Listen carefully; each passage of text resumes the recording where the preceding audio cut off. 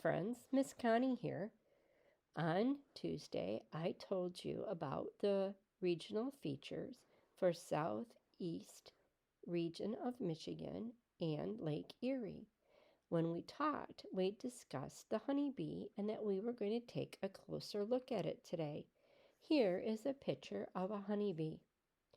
Honeybees and other bees are very important to our ecosystem because of the fact that they help pollinate flowers. Here you can see a honeybee sitting on a flower. It is collecting nectar from the flower. The little hairs on its leg touches this part of the flower which there's pollen on. The pollen sticks to their legs and then they fly to another flower. As they do this, some of the pollen falls off, causing the flower to be able to reproduce. This is very important when our gardens, as the plants bloom, bees go from plant to plant spreading the pollen. This allows the plant to produce vegetables and fruit. Honeybees are very crucial to our apple and cherry trees because if the pollen isn't moved from flower to flower, then the tree or the plant will not be able to produce the fruit or the vegetables that grow on it.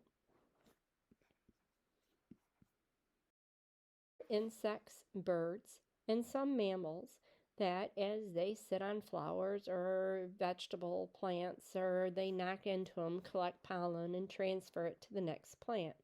But bees are the most crucial insect to this process. But once the pollen gets on the bee and the nectar is collected by the bee, what happens? And how does that honey that bee produce get to our stores? In this short video clip you're going to watch next, it's going to answer that question. It's Winnie the Pooh's favorite treat.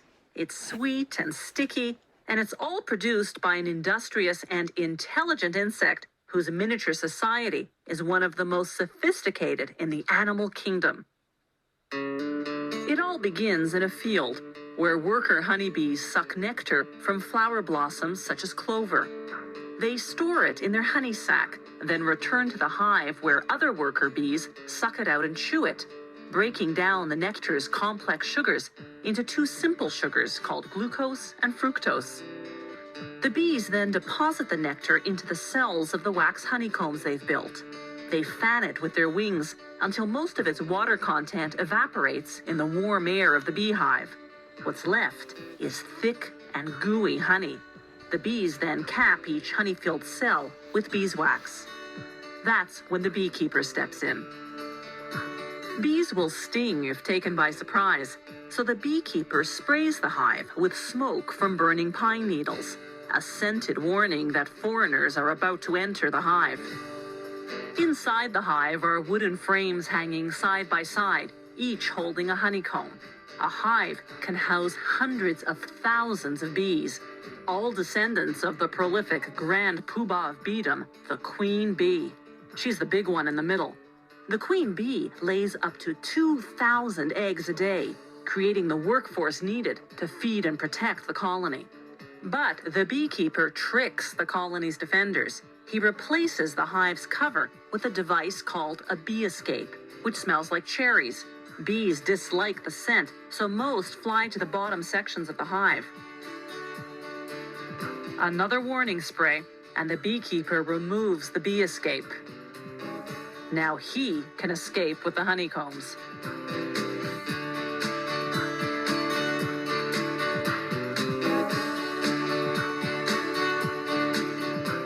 Inside the honey factory, they put the honeycomb frames on what's called an uncapping machine. Like a razor, it shaves the wax caps off the honey-filled cells of the combs. They scrape off the remnants manually. Then they set the frames on another machine called a honey extractor. It spins the honeycombs until all the honey is forced out of the cells. Afterwards, they filter the honey to remove any pieces of wax capping that slip through. Then, the honey is ready for bottling.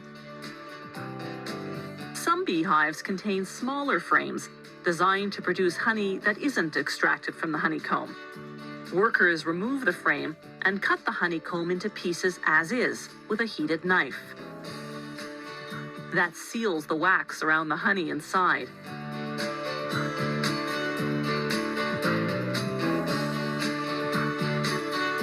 You eat it, wax and all.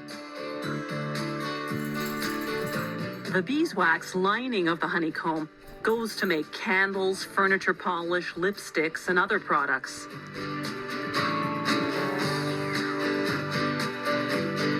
When producers have more liquid honey than they can sell, they simply let it granulate, develop sugar crystals, and turn hard and white. Then, when the orders come in, they return it to its original liquid form by heating it to 130 degrees Fahrenheit. They vacuum clean the jars.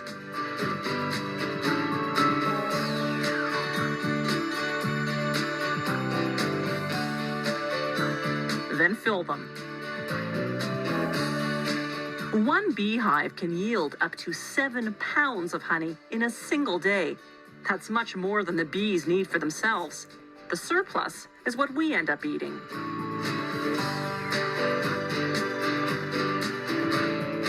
Honey production today is both efficient and humane. For centuries, the only way to harvest honey from hives had been to kill the bees.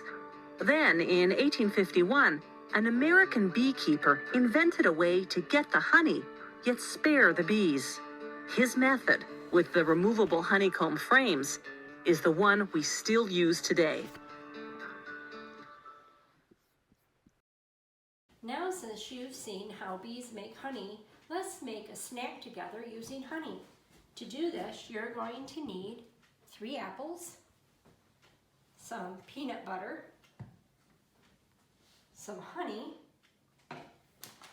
coconut, and chocolate chips. I got the semi-sweet, but you can use whatever you want. The first thing you do is wash your apples, core them, and then slice them. Am I supposed to be following you? Yep. Well,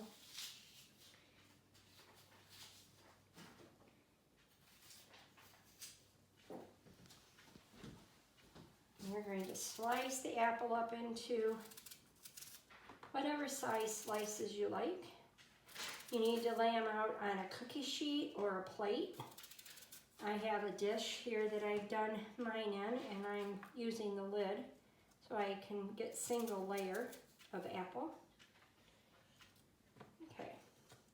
After you get your apple all cut, then you're going to measure 2 tablespoons, so I have my tablespoon measure, of peanut butter.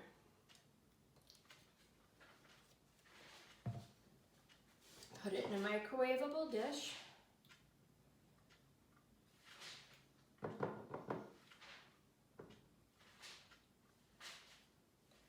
I like peanut butter, so I don't want to waste any. I'm going to get it all out that I can.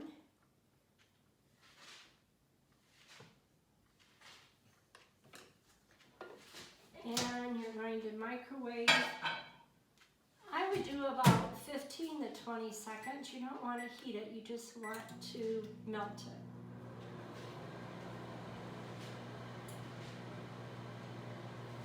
Set this out of the way so you can see.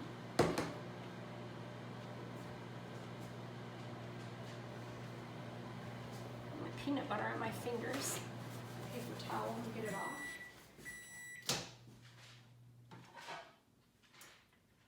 Almost, but it needs a little bit more. Every microwave's a little different.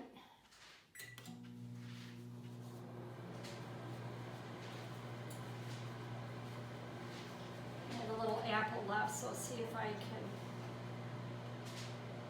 get it to fit in my other container.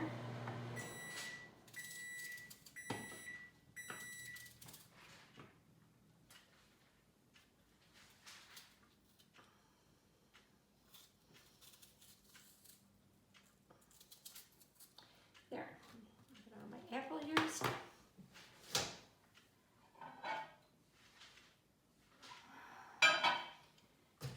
my microwave, so I'll get it right here in a minute.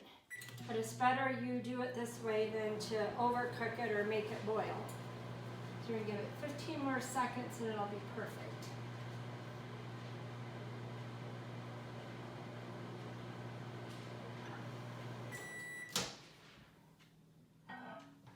You can see how liquidy my peanut butter is. So now to the 2 tablespoons of peanut butter. I'm going to use my tablespoon again to measure out 4 tablespoons. Or if you want to use a measuring cup, that 4 tablespoons equal a 1/4 cup. So I'm going to add 4, 2,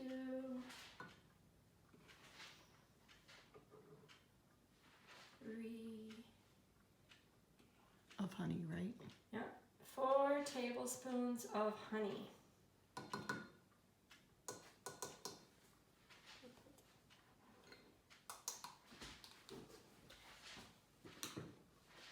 And I'm just going to stir that together.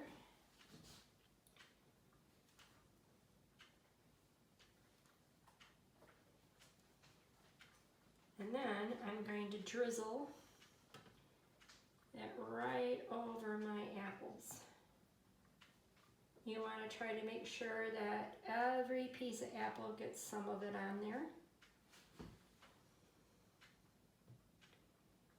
Now once you make the recipe, you can, decide if you want to make more or less of the honey mixture.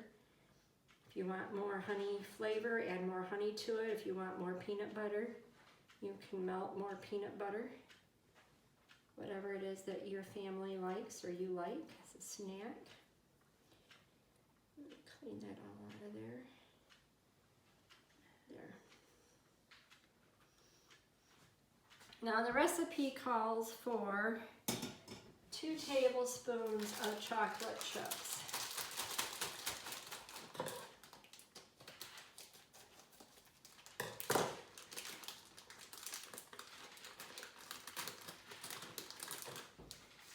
Same tablespoon. Probably should have wiped it out a little bit better. And then you're just going to sprinkle them all the way across your, and it's sticking, so I'm just going to add some more for video purposes. I'll get all that out of there when I'm done. And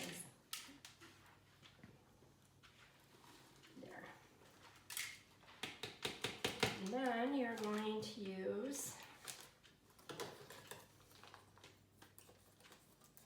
2 tablespoons. So it's an easy recipe to remember.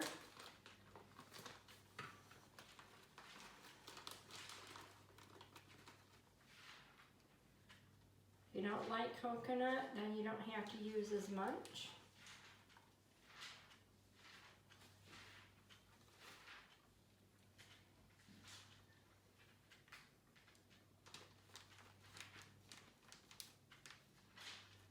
There's 2.